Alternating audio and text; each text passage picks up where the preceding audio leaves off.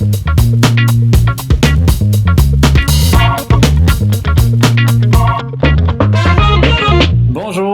tout le monde, content de vous voir aujourd'hui dans cette super édition virtuelle du FBDM. Donc c'est un peu triste qu'on n'ait pas pu profiter du beau temps de la fin de semaine pour être dehors comme d'habitude, mais c'est vraiment super cool que l'équipe du festival ait organisé cette merveilleuse web diffusion avec quand même les animaux du Parc La Fontaine que vous pouvez voir en bas et autour de moi. Donc, moi, aujourd'hui, j'ai envie de vous parler, bon, évidemment, de mon travail. Je sais qu'il y a peut-être plusieurs personnes, enfin, les gens qui me connaissent dans les dernières années, surtout pour, entre autres, ce projet-là que j'ai coordonné, qui est Crémage, qui est un collectif de BD qui parle de sexualité de manière un peu alternative.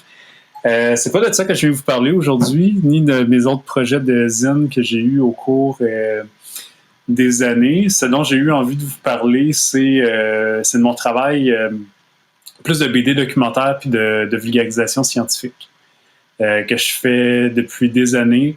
Pas nécessairement que j'ai publié jusqu'à maintenant sous forme de livre, mais que j'ai fait sur toutes sortes de collaborations, soit avec des magazines, avec des chercheurs, des instituts de recherche et compagnie.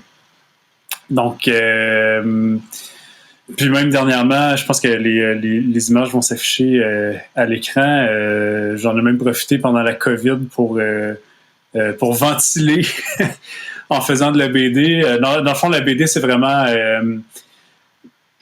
j'ai vraiment décidé de m'y consacrer temps plein il y a quelques années parce que j'ai vraiment découvert la bande dessinée comme un médium parfait pour m'exprimer puis pour véhiculer des informations, des idées...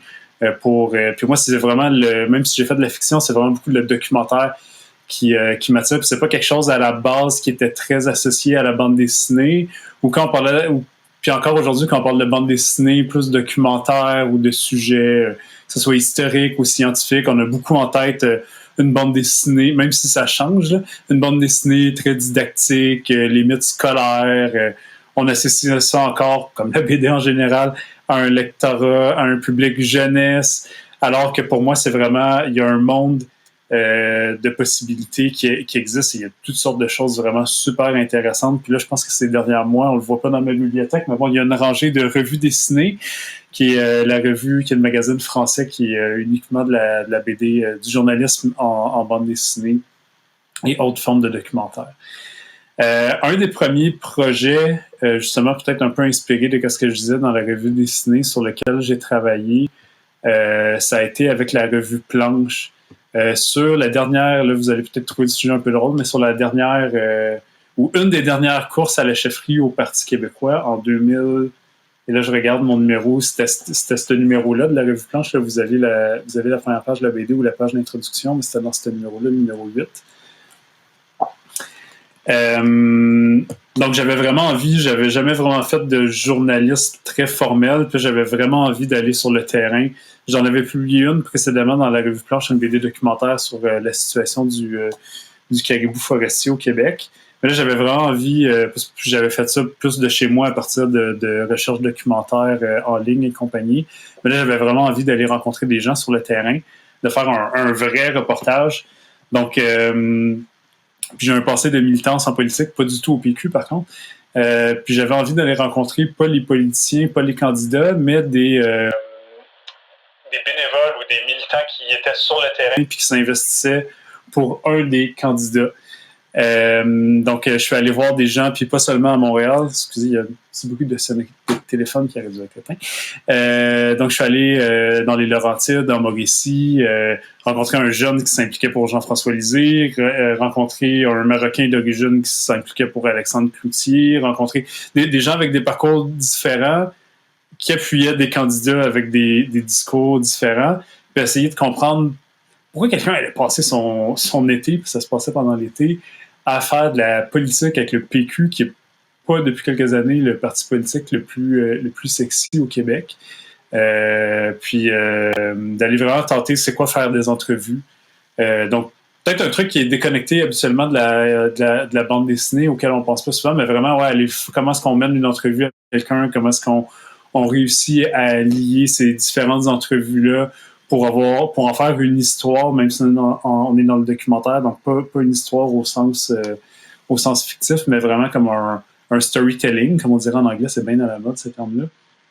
Donc, comment relier tout ça et avoir un fil conducteur, puis donc vraiment apprendre le documentaire puis le reportage.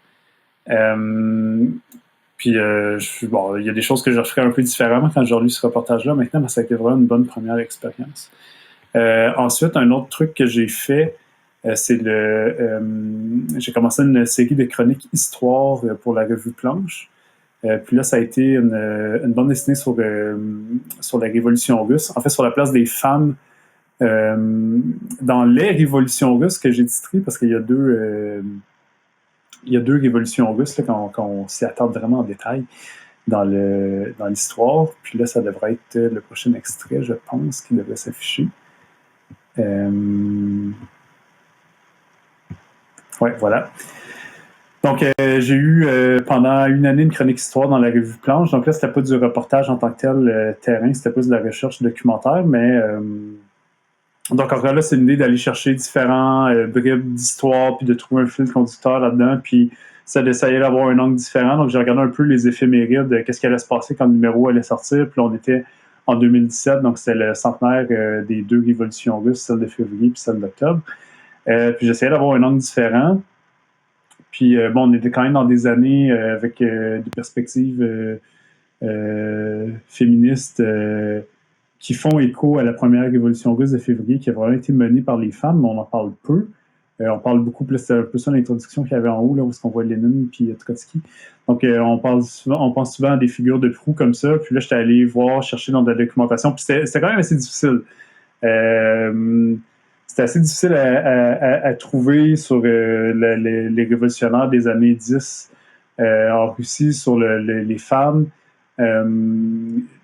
Je lis un peu le russe, mais pas si bien que ça, donc c'était plus dans de la documentation en anglais. Puis j'ai quand même trouvé des exemples de femmes dans les tramways qui ont participé à la révolution à Saint-Pétersbourg, dans la logistique, des femmes dans les journaux communistes de l'époque. Puis donc de vraiment avoir encore là, une vision, ça fait un peu écho au BD reportage sur le PQ, donc pas nécessairement avoir les figures de proue, les grandes figures politiques, mais c'est qui vraiment qui faisait le travail de bras un peu, là, mais le travail sur le terrain, ces personnes-là un peu anonymes qui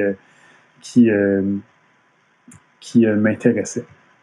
Par la suite, un autre projet que je voulais présenter, ça a été vraiment le grand BD reportage, même si ça reste un format court avec nouveau projet.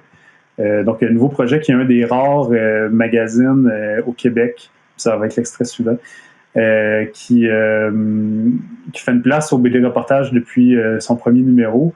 Je pense que je l'ai sorti ici. Donc, le nouveau projet, c'est un reportage, c'est un magazine culture, société assez épais. Là, c'est vraiment dans la lignée des magazines assez touffus qu'on peut lire sur plusieurs semaines avec des longs textes, de réflexion, quelques reportages, photoreportages, vraiment une super belle facture graphique. Et donc, depuis le début, je pense que c'est Jimmy Beaulieu qui a fait le premier reportage sur l'Orchestre métropolitain. Il y a de la place pour le BD reportage, qui était coordonné par, à l'époque, jusqu'à tout récemment, par Judith Olivier, qui coordonne maintenant la collection Journaliste Neuf avec Atelier 10 puis La Pastèque. Donc, j'ai fait un reportage encore là de terrain. Je suis retourné sur le terrain. Cette fois-ci pour parler, j'ai habité quelque temps au Bas-Saint-Laurent à Rimouski. Je m'intéresse beaucoup aux questions environnementales, puis encore là, comment les aborder sous un angle un peu différent.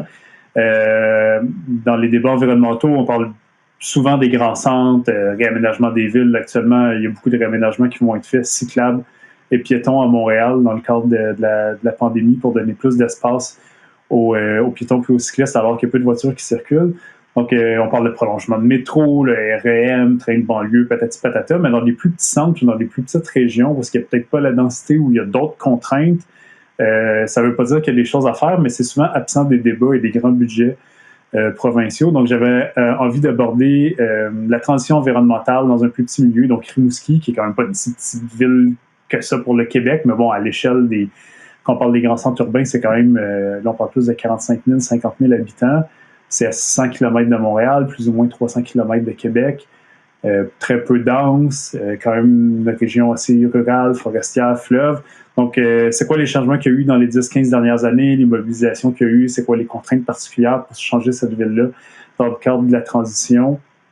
Donc, bref, je suis allé sur le terrain, j'ai interviewé 5-6 personnes différentes, des intervenants différents à différents niveaux, et ça a donné ce BD-reportage-là que vous pourrez retrouver dans le magazine. Là, malheureusement, les bibliothèques sont encore fermées, mais c'est un BD-reportage. Vous pouvez acheter juste le BD-reportage, je pense, pour 2$ sur le site de Nouveaux Projets. Là, c'est vraiment pas grand-chose.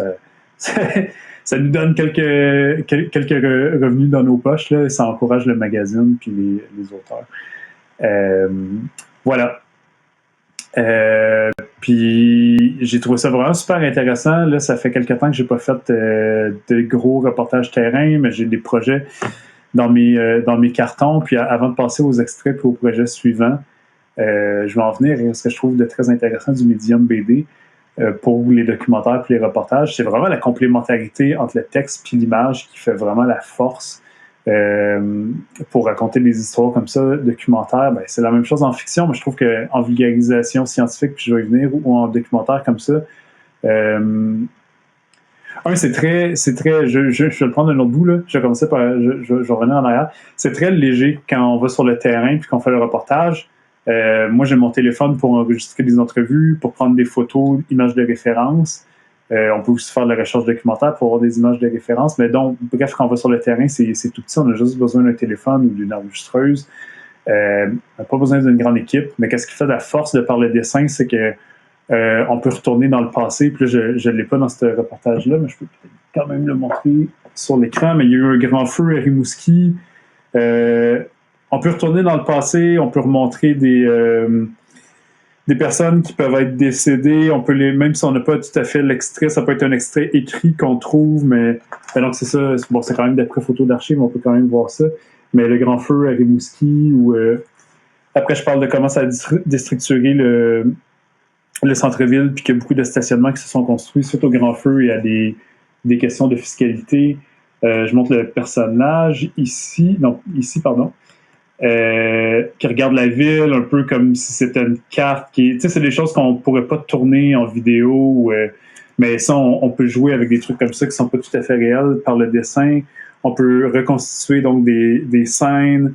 On peut, il y a une très grande flexibilité dans le visuel, puis qui donne de la flexibilité aussi à la narration, mais qui requiert peu de moyens. C'est moi ou un autre dessinateur dans son atelier. Puis qu'est-ce que ça demande? C'est le temps. Donc oui, ça demande du temps, puis ça peut être long de faire de la BD par rapport à faire de l'écrit, mais ça reste beaucoup plus flexible que, par exemple, du vidéo ou un peu aussi, par exemple, du podcast, de la balado audio. Donc c'est une grande flexibilité, puis c'est beaucoup moins intimidant aussi pour les personnes qui sont interviewées. Bon, au Québec, ça reste encore assez inusité le BD reportage. Donc, par exemple, quand j'ai fait ça remonte déjà, le BD reportage sur la course à la chefferie du PQ, je pense en 2015 ou en 2016 que j'ai fait ça, quand j'appelais les attachés politiques ou les équipes pour trouver des gens à interviewer dans les équipes militantes, les gens, ils comprenaient pas trop. Comme, OK, vous voulez faire un reportage, mais c'est quoi le rapport de la BD? Je suis comme, ben, c'est du journalisme en bande dessinée. Puis il était comme, OK, mais vous voulez faire un reportage ou une bande dessinée? Je suis comme, un reportage sous forme de bande dessinée. Donc, vous avez des reportages à la radio audio, des reportages vidéo à la télé, mais là, c'est ou écrit dans un journal. Mais là, c'est un reportage, mais sous forme de bande dessinée dans un magazine qui s'appelle Planche. Puis les gens, donc, ils comprenaient pas trop souvent. Des fois, pour ma base, sont un peu surpris. Là, c'est tranquillement de plus en plus connu, mais ça reste un peu inusité au Québec. Mais par contre, c'est moins intimidant parce que j'arrive pas avec une caméra, j'arrive pas tant que ça avec un micro très formel de la radio. Puis même les prendre en photo avec le téléphone, tu sais, c'est pas il voit que c'est pas un appareil photo professionnel, donc ça sera pas non plus dans le journal. Puis à la limite, des gens qui veulent pas paraître, il y a moyen quand même de les interviewer, soit de les dessiner de dos, ou même on a vu des reportages, il y a un très bon reportage d'Étienne Davodo, qui est vraiment un reportage d'enquête, Char pays de notre enfance, sur, c'est long à expliquer, mais la corruption politique, si on veut, en France, qui aurait même mené à des assassinats, un ou deux assassinats politiques dans les années 80. Il y a des témoignages où il y a une femme qui veut pas dévoiler son identité, donc il la dessine de face, mais son visage change de page en page ou de case en case. Donc, on peut jouer avec ça dans un reportage dans la revue dessinée sur la route de la cocaïne entre la Guyane française, puis la France, puis l'Union européenne. Il parle à des passeurs, des policiers, des gardiens de prison, mais tous les visages sont changés, puis ils ont pu faire ce reportage-là parce que il n'y avait pas de caméra ou c'était très léger, donc les gens n'étaient pas intimidés, puis ils n'avaient pas peur du médium. Donc, le médium BD permet, je pense, de rentrer à différents endroits et est beaucoup moins intimidant que d'autres médiums. Donc, ça, c'est un avantage aussi. Je vais prendre une petite gorgée d'eau, puis je vais vous parler du projet suivant. Donc, du journaliste comme ça, j'aimerais ça en faire davantage, puis j'ai des projets embryonnaires là, qui sont encore un peu trop embryonnaires pour en parler. Mais dans les derniers temps, j'ai beaucoup plus fait de projets de vulgarisation scientifique, donc qui ne sont pas nécessairement du journalisme à proprement parler, mais oui, en partie. Je dis plus que c'est du documentaire ou ça, des projets de vulgarisation. Ça, c'est un projet avec 1.5, 1.5.ca. C'est une plateforme médiatique sur les changements climatiques qui existe depuis peut-être 2 ans maintenant, 2 ou 3 ans. J'ai fait pour eux une série BD qui est actuellement de semaine en semaine publiée. Il y avait 18 planches. Je suis plus certain on en est rendu où. Ils ont peut-être publié la moitié ou un peu plus. Donc, c'est tous les jeudis ou vendredis, je crois, ces temps-ci. Ça s'appelle La BD du climat. Donc, La BD du climat. Moi, c'est pas moi qui ai choisi le titre de la série. Moi, avec mon accent montréalais, je dis La BD du climat. Donc, le jeu de mots ne marche pas. Parce que c'est supposé faire avec un bon accent français international. La BD du climat. Donc, comme ABC, mais la BD du climat. Donc, pas la BD, comme je dis en disant l'alphabet. Bref. Donc, c'est très court. Ça se voulait puncher autant que possible. C'était un très gros défi. Donc, une page de BD, c'est un peu un glossaire, d'où le titre leur BD ou leur BC, si vous voulez. Donc, un terme qui a trait au changement climatique.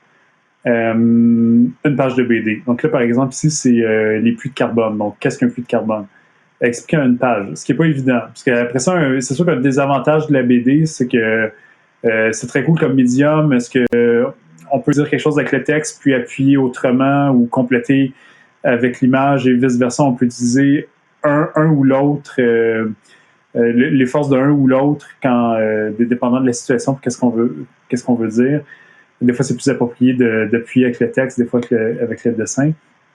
Mais c'est sûr que ça prend, comparativement à un texte, la BD prend plus de place. Pour une page de texte, peut-être ça prendrait 2, 3, 4, 5 pages de BD, là, dépendant du format. Là. Ça, c'est un format plus ou moins 8,5 par 11 classique. Mais donc, une page pour parler d'un terme comme ça, puis le vulgariser, c'est très court. Mais bon, l'idée, c'est pas de l'expliquer dans tous ses détails, c'est de donner une idée à quelqu'un qui sait vraiment pas trop c'est quoi un puits de carbone. Une idée, c'est quoi, puis après, il peut avoir des compléments d'information. Puis sur 1.5.ca, il y a des textes, il y a des vidéos. Je sais pas s'ils ont fait des balados, je pense que oui. Mais bref, il y a toutes sortes d'autres informations complémentaires à aller trouver. Donc, l'idée, c'est un peu comme une mise en bouche sur les termes. Donc ça a été un beau projet.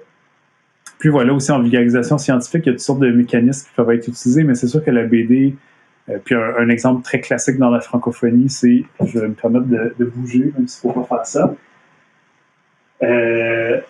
c'est Marion Montaigne qui fait le blog Tu m'auras moins bête, qui ont même été mis en animation par Arte, qui a fait aussi une excellente BD sur, je pense que malheureusement elle est dans une autre pièce de la maison, qui a fait dans la combi de Thomas Pesquet. Donc, elle a suivi pendant plusieurs années l'entraînement de l'astronaute français Thomas Pesquet. C'est super bon. Bref, ça, c'est vraiment un exemple de vulgarisatrice qui utilise l'humour, qui fait des super grosses figures de style en dessin pour appuyer le propos, puis on s'en souvient vraiment bien. Donc, je fais pas toujours des trucs humoristiques, pas trop, même si j'en mets quand même un peu dans des BD reportages plus vraiment journalistiques. Mais en vulgarisation scientifique, c'est quand même un outil que j'aime utiliser.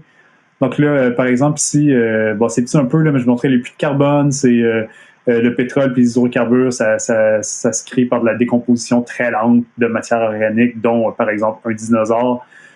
Puis je parle du concept de puits de carbone qui emprisonne ces trucs-là, puis qu'on libère de plus en plus en brûlant ces hydrocarbures-là, d'où la libération du petit dinosaure à la fin. Puis bon, il y a des jokes qu'on peut plus ou moins lire avec la résolution actuelle, mais il y a des blagues comme ça. Puis c'est sûr que l'humour, ça fait passer un peu plus facilement des données factuelles ou des trucs un peu plus dérables. Ça permet de raconter une histoire aussi. Puis souvent, la blague, ou ça peut être d'autres genres de figures de style qui sont pas nécessairement humoristiques, ça va permettre de se souvenir du fait. Souvent, moi, je me rappelle plus de la blague ou d'une atmosphère, d'une ambiance ou d'un beau paysage, quelque chose qui va m'avoir fait comprendre un concept. Puis grâce à ce souvenir-là de l'histoire plus périphérique, je vais me souvenir du fait. Tandis que si ça avait été un truc très drabe, je m'en souviendrais probablement pas. Donc, c'est ce que j'essaie de faire à travers, par exemple, ce projet-là avec 1.5. J'ai pris l'extrait suivant, c'est un extrait de la revue Planche qui apparaît, le numéro 17, je crois, si je ne me trompe pas. J'ai terminé ma courte série de chroniques historiques, puis j'ai pris la relève de la chronique scientifique que Saturnum, Francis Lemelin faisait depuis plusieurs années. Il y en a une aussi dans le magazine Québec Science, quasiment tous les mois. Donc, je pense qu'il est un peu lassé de parler beaucoup de science. Donc, il travaille sur une autre chronique. Je crois qu'il devait reprendre la chronique histoire, d'ailleurs. Puis moi, j'ai pris la relève de la chronique scientifique. Donc, là, j'en ai fait une sur la disparition ou enfin la présence mystérieuse du cougar au Québec. Puis ça, c'est la deuxième qui apparaît, qui est sur... on lit beaucoup depuis quelques temps ouais, c'est bien le végétarisme pour l'environnement, faire moins de gaz à effet de serre, moins de pollution pour toutes sortes de raisons, mais en même temps, est-ce que c'est vraiment bien manger des avocats du Mexique qui consomment plein d'eau, puis des amandes de Californie, du tofu plein de pesticides, versus de la bonne viande locale du Québec. Puis moi, j'ai une formation de base en biologie, puis en écologie. J'ai fait de la recherche, puis... ça m'a toujours fait un peu tiquer parce que quand même, je me suis toujours dit, veux pas, puis c'est pas une position idéologique. Il y a des principes de base de thermodynamique, puis en écologie, comme quoi plus on va haut dans la chaîne alimentaire, plus il y a des pertes d'énergie. C'est pas très efficace le transfert, par exemple, d'une plante à un animal, à un autre animal qui le mange, etc. À chaque fois, il y a beaucoup de pertes. Donc, dans ma tête, c'était quand même... j'avais l'intuition et selon ma formation que quand même du bœuf, puis même peut-être du cochon, même s'il est local, c'est pas tant le transport, puis les pesticides, puis tout le problème, mais c'est juste le fait que ce soit un animal, puis que l'animal a eu besoin de beaucoup de terres agricoles pour le nourrir, etc. Bref, c'est une chronique là-dessus. Vous irez la lire pour avoir la fameuse réponse de est-ce que c'est mieux de manger de la viande locale que du tofu de Californie ou du Mexique ou de Chine, qui sait. Mais ça pour dire que Planche, c'est vraiment un super beau laboratoire. Moi, je m'en sers comme ça. C'est sûr que faire des livres, puis même faire du magazine au Québec, on ne se le cachera pas, les tarifs sont pas... on roule pas sur l'or, puis c'est pas parce que Planche, par exemple, est de mauvaise foi, c'est juste la réalité du marché québécois. Ils travaillent très fort pour développer leur lectorat. Mais par contre, qu'est-ce que ça donne? C'est ils nous donnent beaucoup de liberté de création, puis moi, ça... tant qu'à faire des projets tout seul sur mon blog, par exemple, qui est moins actif qu'il y a quelques années, ça me permet quand même de rejoindre un public qui ne viendra pas nécessairement sur mon site web ou mes réseaux sociaux. Puis on a une grande liberté de création. Martin Morin de Planche, c'est rare qu'il va me dire non, c'est vraiment pas une bonne idée ou j'aime pas qu'est-ce que tu fais de telle manière, fais ça comme ça. Donc c'est un beau carré de sable de Planche. Pour ça, puis j'ai bien aimé faire cette BD-là. Puis là, je sais qu'il va y avoir des questions, j'en ai déjà vu, puis ça, n'hésitez pas à poser vos questions, parce que le temps file déjà, même si j'ai eu un petit peu plus de temps, même si j'ai pu commencer d'avance, fait que j'aimerais beaucoup répondre à vos questions, mais je pense qu'on peut aller rapidement aux deux autres extraits là, qui sont du même projet. Depuis le mois d'août dernier, je suis en résidence artistique, un peu inusitée, dans un groupe de recherche qui s'appelle, avec un nom pas très sexy, qui est le Réseau de recherche en santé bucco-dentaire et osseuse, le RSBO. Donc, c'est les deux prochains extraits de Planche. Donc, c'est un groupe de recherche, c'est ça, de recherche en dentisterie puis en santé osseuse. Bref, toute la recherche qui touche aux os, parce que les dents sont des os. Donc, même les gens qui travaillent sur les os des jambes ou des bras sont dans ce groupe de recherche-là, parce qu'il y a quand même des liens à faire, même si on est aux deux extrêmes du spectre. Par exemple, la santé publique sur le brossage de dents versus des traitements orthopédiques pour réparer une cheville. ça peut être un peu éloigné, mais tout ce monde-là sont dans un beau paquet de 100, je ne sais plus combien, 150 chercheurs, l'Université McGill, Laval, l'Université de Montréal surtout. Puis ces gens-là qui, je pense, sont conscients qu'ils ne sont pas nécessairement dans le domaine de recherche le plus sexy, surtout le côté dentiste, là, parce que c'est rare les gens qui aiment aller chez le dentiste. Ils ont eu l'idée d'ouvrir une résidence artistique pour essayer de rejoindre un public d'une autre manière puis parler de leur recherche. Puis c'est ouvert, grosso modo, aux arts visuels. Le directeur du groupe de recherche avait déjà un préjugé favorable envers la BD. C'est vraiment un grand lecteur de BD, puis il en parle même dans ses cours à l'Université McGill de la BD pour aborder justement des sujets documentaires, des sujets sociaux, toutes sortes de trucs. Puis finalement, ils ont retenu 2 auteurs de BD, moi puis Daniel A., qui a aussi une formation de dentiste, mais qui est aussi illustrateur puis BDiste. Puis tout ce qu'ils nous ont dit, c'est « OK, on vous paye tant d'heures par semaine pendant plus ou moins, un peu moins qu'1 an. Puis qu'est-ce qu'on veut que vous fassiez, c'est aller rencontrer des chercheurs dans leur milieu de recherche, dans les 3 grandes universités de notre groupe, dans leurs labos ou bureaux, ou peu importe c'est quoi leurs installations. Vous pouvez faire des entrevues avec eux, visiter les labos, puis après ça, vous faites... En fait, c'est même nous un peu qui a proposé le concept, là, mais grosso modo, l'entente, c'était ça. Après ça, on crée des BD plus ou moins longues, dépendant des sujets. On a décidé quand même de travailler sur un genre de Canva 8,5 par 11, mais qui était à la base prévu comme diffusion web, qui a commencé tranquillement, mais qui a été un peu freiné par la pandémie actuelle. Donc, je pense qu'ils sont en train de revoir un peu la stratégie de communication. Donc, il y en a qui se trouvent un peu en ligne, mais c'est pas encore tout à fait publié. Il y aura peut-être un format papier, on l'espère, ça serait vraiment cool. Puis encore là, ça, c'est une diversité de sujets. Puis là, comme vous le voyez, le style est un peu différent. Enfin, le trait est très semblable, mais j'ai essayé d'en profiter pour tenter de l'aquarelle. Moi, je travaille beaucoup de papier à la base, là. Finir un peu sur mon grand blabla avant de regarder vos questions. Je travaille encore beaucoup de papier à la base. Je fais beaucoup des crayonnés papier. J'encre souvent à la table lumineuse. Avant, je faisais même des props plus au graphite. Puis, comme vous avez vu les premiers extraits, c'est plus des aplats de couleurs, là, avec une tablette bambou bien basic et vieille. Tout simple. J'aime ça, des palettes de couleurs assez réduites. Puis je me suis développé une méthode de travail comme ça que j'aime bien, avec un rendu que j'aime bien. Mais c'est ça, j'aime bien être analogique, puis même pédaler par en arrière. Puis c'est ça, j'ai commencé à tenter de l'aquarelle depuis peut-être 1 ou 2 ans, puis je me considère encore vraiment pas tout à fait au point. Mais ce genre de projet-là, où est-ce qu'on est rémunéré à l'heure, puis qu'on a dit, vous avez quand même le temps d'explorer des trucs. Donc vraiment le concept de résidence artistique, je me suis dit, OK, si je l'essaye pas là, sur d'autres genres de contrats, puis de commandes, ou même projets de livres, peut-être ça me tentera pas de l'essayer, parce que je vais avoir l'impression de perdre beaucoup de temps, puis là, ça me donne un certain temps de recherche, puis je peux tenter ça, puis là, dépendant des pages, je suis plus satisfait ou moins satisfait, mais je pense souvent à la BD Ping Pong de Svian, là, qui parle par moment de sortir de sa zone de confort. Au début, c'est difficile parce que on n'est pas tout à fait satisfait du résultat, mais c'est en forgeant qu'on devient forgeron, il faut le faire, puis voilà.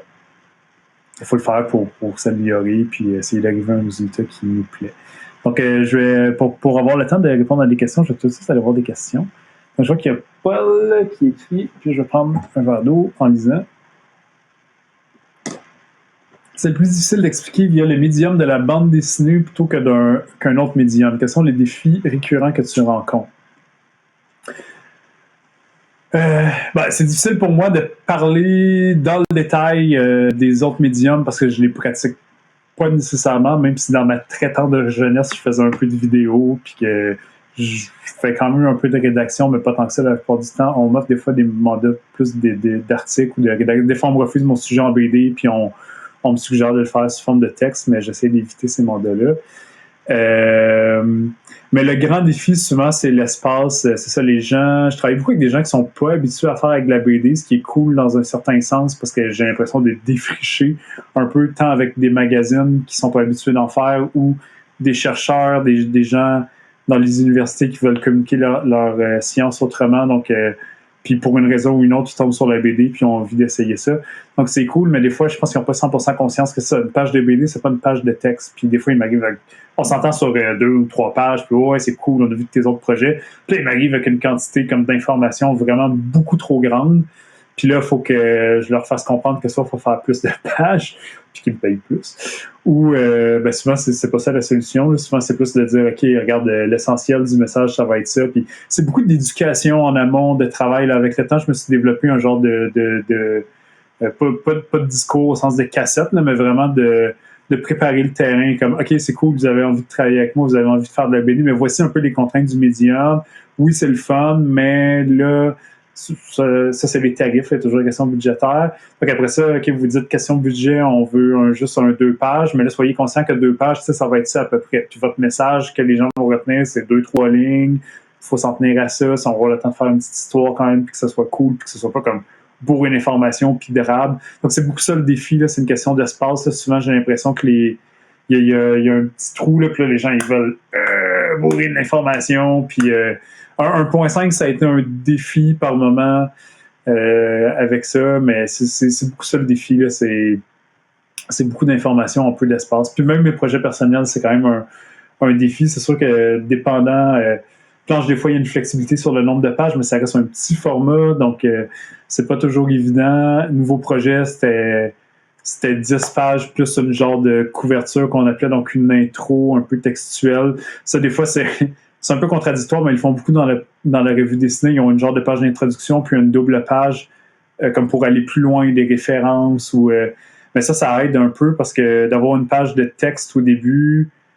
ça permet une mise en contexte, puis là, de sauver des fois de 2 ou 3 pages de BD, puis d'aller plus vite dans le vif du sujet. Ça, c'est un truc avec Planche que je leur ai suggéré peut-être d'explorer, que ce soit une page d'intro ou une page de référence à la fin pour aller plus loin. Puis sur mon site web ou sur le site de Planche, sinon, j'aimerais ça aussi qu'on travaille à mettre peut-être des références comme je me suis servi de quoi dans ma recherche documentaire. Des fois, il existe des documentaires vidéo, audio ou de l'écrit que les gens peuvent aller lire pour aller pousser plus loin leur réflexion ou leur étude du sujet. Bref, j'espère que je réponds à la question de Paul. Il y a Aline qui me demande qu'est-ce qui m'a motivé à faire le saut vers de la BD à temps plein. J'ai travaillé en recherche, en bio, en écologie. J'ai travaillé encore un petit peu à temps partiel, mais je tends à vraiment délaisser ça parce que là, j'ai plus de temps dans ma vie pour faire tout. Puis j'ai travaillé en environnement un peu, puis j'étais juste, je sais pas, j'aimais pas travailler à temps plein dans mon bureau, dans ce que je faisais. Là, j'écoutais un peu Jessica Thomas avant qu'il parle un peu de la même chose. Là. Mais c'est vraiment, je pense, d'être curieux d'une foule de sujets, puis d'avoir envie de parler de toutes sortes de trucs, puis d'aimer ce médium-là, puis d'essayer de le pousser, puis d'avoir des projets comme la revue dessinée et d'autres BD documentaires, puis de me dire « Wow, c'est vraiment cool, puis c'est peu présent au Québec. » D'un côté, c'est décourageant, parce qu'il n'y a pas nécessairement tant de débouchés que ça. Puis d'un autre côté, il y a quand même quelque chose de cool de voir que c'est quand même effervescent, puis ça grossit de plus en plus. Puis plus ça va d'année en année, plus il y a de la demande puis de la possibilité pour faire des projets. Fait qu'il y a quand même un truc cool d'être dans ce volet-là plus documentaire puis journalistique, puis de faire « Wow, OK, je suis en train de travailler sur quelque chose de nouveau, même si c'est pas facile, mais c'est vraiment comme super motivant puis valorisant. » Donc, voilà. Je sais pas si ça répond à ta question. J'essaie de faire vite parce qu'il y en a d'autres. Puis au pire, tu reviendras si tu as des questions complémentaires. Frédéric, salut Frédéric, qui me dit que mes choix de couleurs évoquent souvent la sérigraphie. Est-ce que c'est un de mes backgrounds? Pas du tout, mais je pense que c'est quelque chose que j'aime, plus ou moins inconsciemment. Ouais, en fait, j'essaie de penser pourquoi j'ai développé ces genres d'aplats-là de couleurs, souvent avec des palettes restreintes, souvent quelques variantes, mettons, teintes, par exemple, nouveau projet, là, peut-être que je pense que c'est Benjamin en régie, tu peux remettre l'extrait de nouveau projet. Puis je le cherche en même temps là-dedans. Mais bref, c'était des variantes, des teintes de vert. Puis même, il n'y en avait pas tant que ça. Hein. Je pense que c'était juste 2 tons. Genre, le trait était vert foncé. C'était ça ici, Benjamin. Là, ça s'appelle nouveau projet, je pense, les fichiers. C'était très vert foncé, là, genre un peu forêt. Un vert pâle. Je pense qu'il y avait un peu une autre teinte. Puis il y avait du jaune qui faisait ressortir des détails. Je sais pas, je pense que c'est quelque chose qui me plaît, puis j'ai développé ça parce que aussi c'est pas trop long. C'est comme un compromis entre c'est pas trop long, puis j'aime ça. Puis je sais pas s'il y a une efficacité dans la narration. Puis avant, j'avais fait des trucs où est-ce que j'essayais de faire des couleurs un peu plus réalistes, mais avec une palette restreinte, puis c'était pas très beau. Puis je sais pas, il y a des écrits de Johannes Fahr sur la couleur qui m'ont marqué là, dans un de ses carnets. Puis, ben c'est vrai, mais j'aime la sérigraphie. On en a pas ici dans mon bureau, mais dans mon salon, parce que c'est des affiches de cinéma cubaine avec des gros aplats de couleurs assez saturés. J'aime ce genre de fini-là, mais c'est pas du tout un background, j'en ai jamais fait. J'aimerais peut-être ça en faire à un moment donné, mais je pense que je manque de temps pour ce genre de truc-là. Mais j'aime en voir, j'aime en acheter. Donc, ouais, non, mais c'est une belle remarque, Frédéric. Donc, voilà. Mais j'ai voulu faire un peu d'aquarelle aussi pour aller chercher le côté un peu plus texture, que je pourrais faire numériquement aussi, mais que je fais pas. J'essaie d'explorer d'autres choses un peu. Mais même dans l'aquarelle, j'essaie de quand même un peu travailler sur une variante de ton avec des couleurs plus vives sur certains détails. Rapidement, parce que je pense que le temps file. OK, voilà. Donc, Clara qui me demande tu me conseillerais de commencer par laquelle de tes BD documentaires? Bonne question. Ben, le reportage dans BD Projet, on a gagné un prix au National Magazine Awards. C'est les grands prix du magazine canadien. Je pense que c'est vraiment une BD que j'ai aimé faire. C'est vraiment bien. C'est vraiment le genre de reportage journalistique que je voudrais faire plus. Sinon, les chroniques dans Planche. Voilà. Je pense que c'est pas mal le temps qu'on a, mais je lis super rapidement. La dernière question, peut-être je vais pouvoir répondre en 2 secondes. Tu as fait des études en biologie. As-tu fait des formations en dessin ou en journalisme? As-tu des conseils pour quelqu'un qui veut se lancer en vulgarisation scientifique? Super rapidement, j'ai plus ou moins fait de formations en dessin. J'ai fait les ateliers de BD de Jimmy Beaulieu par le passé. J'ai fait des formations plus continues avec Illustration Québec. En journalisme, plus ou moins. J'aimerais peut-être ça en faire. Sinon, j'ai fait des formations en vulgarisation scientifique avec l'ACFAS. Maintenant, j'en donne avec l'ACFAS, j'en donne avec des groupes de recherche. Quelqu'un qui veut se lancer en vulgarisation va voir qu'est-ce qui se fait à l'Association des communicateurs scientifiques du Québec, l'ACS.qc.ca. Va aller voir les formations qui se donnent à l'ACFAS, acfas.ca. J'en donne une vendredi prochain, le 29 mai. Il y a toutes sortes de ressources qui existent. Raccourci.com aussi, c'est fait par l'ACFAS. Donc voilà, je pense que c'est tout le temps que j'avais. Je pense qu'il y a comme mes médias sociaux ou compagnies qui s'affichent. Donc n'hésitez pas à aller voir ça. Puis vous pouvez m'écrire via les médias sociaux, ça va me faire plaisir.